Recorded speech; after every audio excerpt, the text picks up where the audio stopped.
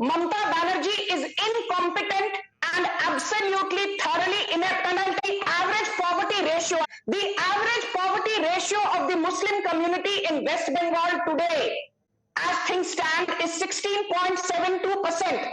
Average poverty ratio of Muslim community in Madhya Pradesh, 6.3%.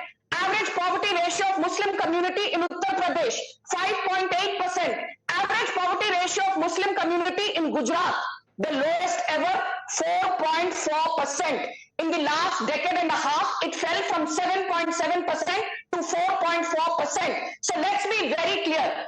In every BJP ruled state, you can scream Narendra Modi is Islamophobic, we are majoritarian, but Muslim poverty ratio in terms of poverty rates are the lowest in BJP ruled states, Okay. and the highest in West Bengal, where the so-called Hindu-phobic Mamata Banerjee engages in brazen Muslim appeasement. And I'll tell you why.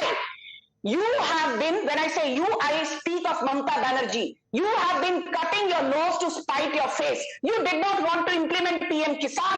You did not want to implement Ayushman Bharat in West Bengal. You did not want to implement Swachh Bharat Yojana. You did not want the Mudra Yojana to be full-fledgedly implemented in West Bengal. That is why West Bengal today is the least industrialized state. What happened to the entire, why did the High Court struck down the entire reservation over the last few years? There were many communities who were eligible, but the most funniest thing, Padmaja, I am a Bengali Muslim from Bengal, and I am a Chaudhary by my title, and it seems my grandfather told me we are from the Zamindari caste. In 2022, Mamata Banerjee included the Chaudhary caste into the list of OBC. That's the harakiri that Mamata Banerjee committed. I don't know who's giving her the advice to do this. Now, what happened by this High Court order? Genuine communities